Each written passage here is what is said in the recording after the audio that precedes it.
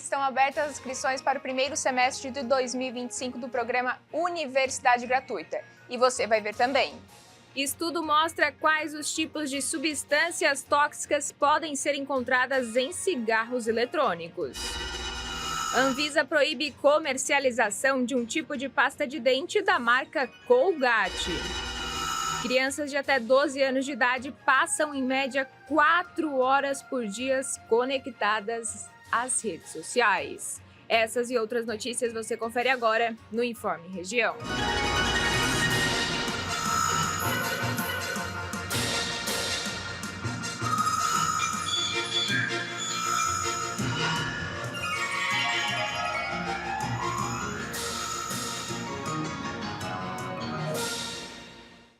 Oi, gente, muito boa tarde. Estamos dando início a mais uma edição ao vivo aqui do Informe Região, diretamente de Criciúma. Criciúma aí marcando a casa dos 29 graus e agora 1h16 da tarde. As inscrições para o primeiro semestre de 2025 do programa Universidade Gratuita começaram ontem. O edital teve algumas mudanças comparado ao último ano. Por isso, a Secretaria de Educação reforça a importância de ler o documento e acompanhar os prazos. Já estão abertas as inscrições para o primeiro semestre de 2025 do programa Universidade Gratuita. Nesta etapa, os estudantes devem realizar seus cadastros no sistema e entregar os documentos comprobatórios na instituição em que estão matriculados até às 7 horas da noite do dia 23 de abril. É uma grande oportunidade desse programa fantástico do nosso governador Jorginho, para os nossos jovens e estudantes catarinenses que desejam fazer o curso que querem, não é? Então, aqueles que realmente necessitam, que estão matriculados em nossas instituições comunitárias, têm a oportunidade agora de se inscrever, vão lá, apresente os seus documentos, que nós temos assim em torno de 11 mil vagas agora para esse ano de 2025. Caso surjam dúvidas no preenchimento do cadastro ao longo desta etapa, os estudantes devem procurar a instituição de ensino superior na qual estão matriculados. Nessa mesma etapa, as instituições irão analisar as inscrições realizadas, receber e validar os documentos dos estudantes. Entre as beneficiadas pelo programa está a Evelyn Dinoni, estudante de Engenharia Mecânica da Universidade do Extremo Sul Catarinense, a Unesc, e moradora da cidade de Uruçanga. A mensalidade é elevada, o custo, né? E quando lançou a Universidade Gratuita, eu pensei, agora é minha chance, daí eu fui atrás e agora tô aí. Eu achei que era tipo uma bolsa que tu ganhava uma porcentagem, sabe? Quando eu vi que era 100%, eu pensei, não, isso aí não tá acontecendo. Aí eu fui atrás e era 100% mesmo. Evelyn relembra o dia em que recebeu a notícia de que havia sido aprovada no programa. Um momento de muita emoção para ela e para a família. Era uma sexta-feira. Eu tinha chegado do serviço e nossa, estava muito cansada, eu fui no quarto deitar e eu recebi um e-mail. Aí eu comecei a ler o e-mail. Aí eu só sabia gritar. Aí a minha mãe não estava em casa naquele dia, mas daí a minha avó estava tratando as ovelhas. E eu cheguei, eu ganhei a bolsa. E aí a gente se abraçou e começou a chorar. E depois eu liguei pra minha mãe, eu ganhei uma bolsa. Aí a minha mãe, naquele momento, ela achou que era uma bolsa mesmo, que você guarda as suas coisas. Aí quando eu falei, não mãe, era a bolsa da Universidade Gratuita, daí ela começou a chorar também. A previsão é de que a concessão dos benefícios aconteça entre os dias 9 e 19 de maio. Os contemplados irão receber os valores das mensalidades já pagas neste primeiro semestre de 2025 de modo retroativo. A falta em consultas médicas e odontológicas e procedimentos agendados é um problema que afeta o sistema de saúde em todo o país. De acordo com os dados da Secretaria Municipal de Saúde em Criciúma, 1 em cada 4 pacientes não comparece a consultas e exames. Somente no mês de janeiro deste ano, 4.788 pacientes faltaram às consultas e exames agendados, representando um total aí de 16,55%. Em fevereiro, esse índice subiu para quase 18%, com mais de 6 mil ausências. A administração municipal reforça o compromisso em oferecer um atendimento de qualidade e destaca a importância da conscientização da população. A Secretaria orienta os cidadãos a entrarem em contato com a unidade de saúde para remarcar ou ou cancelar os agendamentos, garantindo assim um melhor aproveitamento das vagas disponíveis e um atendimento mais ágil para todos. Um novo estudo mostra quais os tipos de substâncias tóxicas podem ser encontradas em cigarros eletrônicos. As versões descartáveis dos cigarros eletrônicos, os famosos vapes, contêm metais tóxicos nos circuitos que contaminam o líquido que vai ser inalado antes mesmo do uso. É o que aponta o estudo da PUC-Rio. Os 15 vapes descartáveis analisados todos apresentaram altos níveis de metais como cobre, estanho e níquel, muito acima do esperado para qualquer tipo de material que vai ser inalado. Além dos metais, foram encontrados diversos compostos para deixar o sabor do vape mais adocicado e refrescante e até substâncias usadas como aromatizantes de vela, que podem ser prejudiciais à saúde quando inaladas continuamente. O estudo examinou também 14 líquidos de vape recarregáveis. E, nesse caso, não foram encontrados metais tóxicos em níveis elevados, por conta do líquido ser vendido separadamente, evitando o contato com os circuitos, mas ainda assim apresenta toxicidades. Os dispositivos, que podem ser descartáveis ou recarregáveis, têm uma bateria interna que aquece o líquido a temperaturas que podem chegar a 350 graus, que a longo prazo causam câncer de pulmão, boca, bexiga, estreitamento das artérias e doenças respiratórias.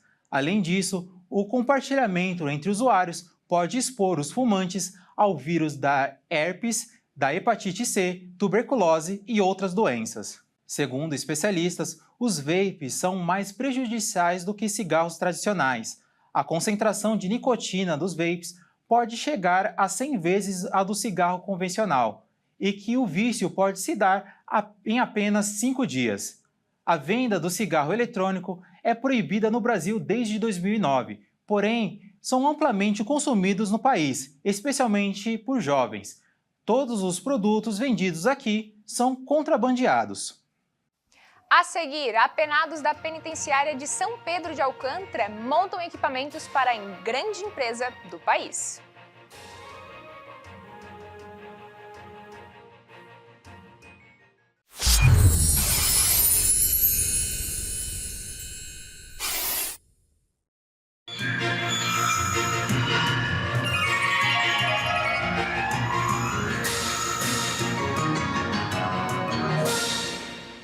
Apenados da penitenciária de São Pedro de Alcântara montam equipamentos eletrônicos para a grande empresa do ramo da tecnologia no país. Além da ressocialização, o trabalho prisional também colabora com as seguranças dos estabelecimentos penais. Com 1.326 custodiados, a penitenciária de São Pedro de Alcântara é conhecida por ser uma unidade de alta segurança, onde estão alguns dos presos de maior periculosidade e com as maiores penas do litoral catarinense. Por trás dos muros, no entanto, a realidade da rotina operacional do estabelecimento penal surpreende muita gente. Todos os dias, cerca de 500 presos assumem um posto de trabalho em uma das empresas que atuam na penitenciária. O ambiente de trabalho não lembra uma unidade prisional. Na linha de produção de uma das maiores empresas de produtos na área de tecnologia, conectividade e segurança do país, 184 apenados realizam a montagem de equipamentos eletrônicos que são comercializados em todo o Brasil. Para além da ressocialização, o trabalho prisional colabora com a segurança dos estabelecimentos penais. Para a segurança da unidade prisional, é extremamente importante ter o preso trabalhando. O preso que trabalha, ele mantém um bom comportamento, seja para se manter na unidade de trabalho, ou seja para aqueles que ainda não acessaram essa oportunidade, essa vaga de trabalho, ele mantém o comportamento para que ele possa então acessar esse parque fabril dentro da unidade prisional. Para nós, o sistema prisional de Santa Catarina, é muito importante a presença dessas grandes marcas. Isso mostra a seriedade com que o nosso trabalho vem sendo prestado. Isso mostra a confiabilidade dessas marcas em trazer para dentro do sistema prisional de Santa Catarina parte das suas empresas para que seus produtos sejam produzidos ou no todo ou em parte dentro do sistema prisional. Os benefícios são muitos, tanto para o preso quanto para a própria unidade prisional. Aqueles que trabalham recebem um salário mínimo. Desse valor, 25% é restituído ao Estado como forma de ressarcimento por sua custódia, conforme prevê a Lei de Execução Penal. Do restante, 50% podem ser destinados diretamente à sua família, e os outros 25% são depositados em uma poupança e só podem ser acessados após a soltura. O governador Jorginho Mello propôs ao governo federal a transferência da gestão da BR-282 para o governo de Santa Catarina. O pedido é devido à importância da rodovia para o estado e à falta de atenção às necessidades de manutenção, ampliação e melhorias da estrada por parte do governo federal. O governador afirma que em determinados pontos da BR-282 tem aspecto de uma rua comum, de bairro, mas recebe tráfego de cargas e pessoas como uma rodovia de grande porte. A via que corta o estado do oeste ao litoral carece de investimentos para duplicação, revitalização, sinalização e entre outras benfeitorias que façam jus a uma das principais economias do Brasil. Começou a nova etapa do processo em que os réus Jair Bolsonaro e mais 7 pessoas são acusadas de planejar um golpe de Estado. Vamos acompanhar.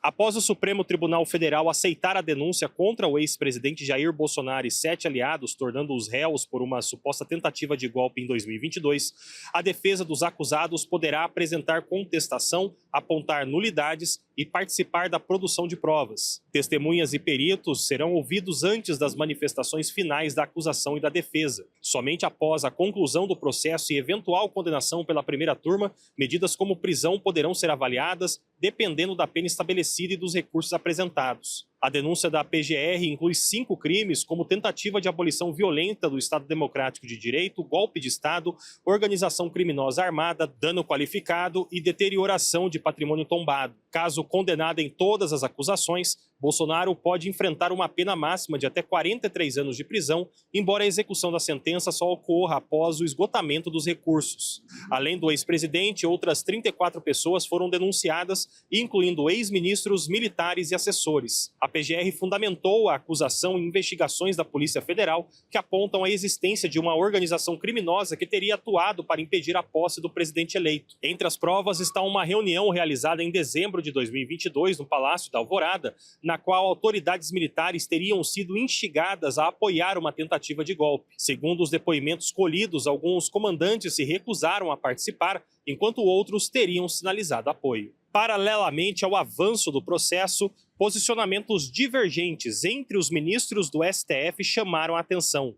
Luiz Fux expôs discordâncias em relação ao relator do caso, Alexandre de Moraes, sobretudo em pontos técnicos do julgamento. Entre as questões levantadas por Fux estão a tipificação dos crimes, a validade da delação premiada do tenente-coronel Mauro Cid e a competência do Supremo para julgar determinados réus. O ministro Fux mencionou que o tribunal tomou decisões sob forte impacto emocional após os atos de 8 de janeiro de 2023, quando prédios públicos foram invadidos e depredados. O ministro defendeu a necessidade de uma análise criteriosa, exemplificando como o caso da ré Débora Rodrigues dos Santos, condenada por pichações no Supremo Tribunal Federal. O julgamento dela foi suspenso após pedido de vista de Fux, que pretende avaliar se a pena aplicada é proporcional. Outra divergência de Fux envolveu a delação premiada de Mauro Cid. O ministro ressaltou a necessidade de examinar a legalidade da colaboração, destacando que o militar prestou 9 depoimentos, cada um trazendo novas informações. Apesar das ressalvas, Fux acompanhou a decisão da maioria ao não anular o acordo de delação, mas afirmou que pretende acompanhar futuras oitivas. A postura crítica de Fux se assemelha à função de um revisor de processos penais, papel que deixou de existir no regimento do STF em 2023. No entanto, ele vem adotando uma postura mais ativa, fiscalizando aspectos da tramitação e questionando procedimentos adotados por Moraes. A atuação de Fux contrasta com a dos outros ministros da primeira turma. Enquanto Flávio Dino e Carmen Lúcia endossaram as decisões do relator, Cristiano Zanin demonstrou uma postura mais ponderada. A defesa de Jair Bolsonaro já iniciou sua estratégia. O advogado de Bolsonaro afirmou que os argumentos da PGR não sustentam a tese de tentativa de golpe e indicou que recorrerá às instâncias cabíveis para questionar as acusações. A equipe jurídica do ex-presidente também deve explorar as divergências entre os ministros para reforçar sua tese de que há inconsistências no processo. A seguir, Anvisa proíbe comercialização de um tipo de pasta de dente da marca Colgate.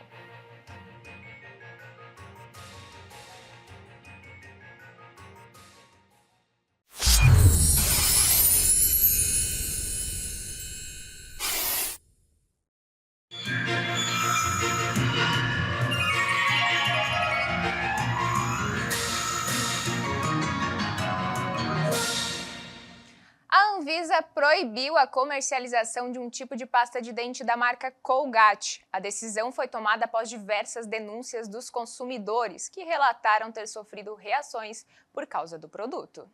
A Agência Nacional de Vigilância Sanitária, a Anvisa, suspendeu a comercialização da pasta de dente Colgate Clean Mint em todo o país. A determinação se deu após relatos de diversos consumidores que reclamaram sobre efeitos adversos da pasta. Entre os principais sintomas estão inchaço das amígdalas, lábios e mucosa oral, sensação de ardência e dormência nos lábios e boca, boca seca, gengiva irritada e vermelhidão. O creme dental é uma nova versão dos cremes dentais da marca, a Colgate Total 12. A suspensão do produto é para a prevenção e vai ser válida por 90 dias. Durante esse período, a marca Colgate pode apresentar a defesa sobre o caso e também recorrer à medida, mas a Anvisa ainda deve continuar com as investigações de segurança do produto. A Secretaria de Estado da Proteção e Defesa Civil de Santa Catarina iniciou ontem uma série de seminários mesorregionais para fortalecer a atuação das defesas civis municipais. O primeiro encontro aconteceu na capital catarinense. O objetivo foi apresentar os serviços da Proteção e Defesa Civil do Estado e os planejamentos para os próximos anos. A iniciativa busca aproximar o Estado das novas administrações municipais, considerando que cerca de 70% dos prefeitos catarinenses foram eleitos pela primeira vez em 2024. Apresentando, os produtos, os serviços, a carta de serviço da Defesa Civil, os elementos estruturais, não estruturais, tudo aquilo que a Secretaria pode ofertar de conhecimento, de infraestrutura e de ajuda aos municípios de Santa Catarina. Teremos mais 4, o próximo será em Xanxerê, depois Blumenau e Lages.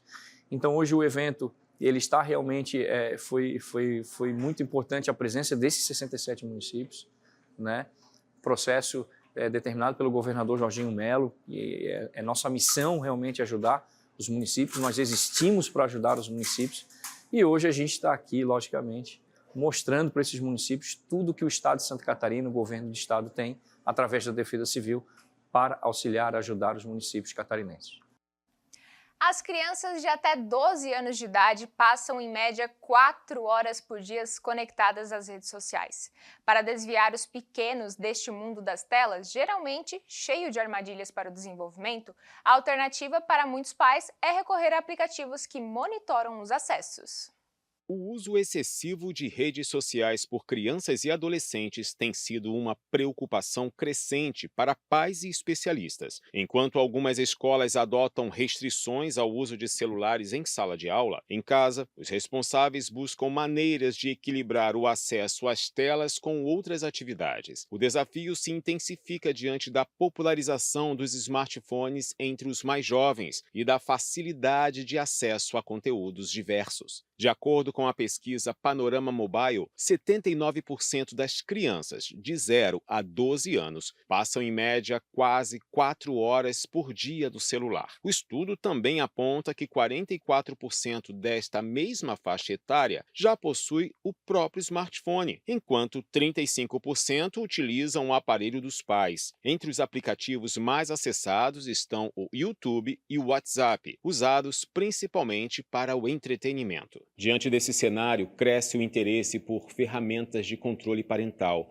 Os aplicativos que monitoram e restringem o uso de determinadas funções têm sido cada vez mais utilizados pelos pais para acompanhar a atividade digital dos filhos. Em 2024, as buscas por esse tipo de controle aumentaram 47% em relação ao ano anterior, impulsionadas por atualizações em plataformas como Instagram e Google Family Link, que oferecem recursos para limitar o tempo de tela e definir regras de uso. No Brasil, o governo federal lançou recentemente o Guia Crianças, Adolescentes e Telas, um material voltado para pais e educadores, com recomendações baseadas em pesquisas científicas sobre o impacto do uso excessivo de dispositivos digitais. O material alerta para os riscos associados ao consumo descontrolado de conteúdos na internet, incluindo problemas como exposição a conteúdos impróprios, cyberbullying e dependência digital. Além da supervisão tecnológica tecnológica, especialistas destacam que o diálogo aberto entre pais e filhos é essencial para um uso consciente das redes sociais. Tempo excessivo diante das telas pode afetar o desenvolvimento infantil, prejudicando o sono, a concentração e a saúde mental. Por isso, criar uma relação de confiança e incentivar atividades fora do ambiente digital são estratégias fundamentais para garantir um equilíbrio saudável na rotina das crianças e dos adolescentes.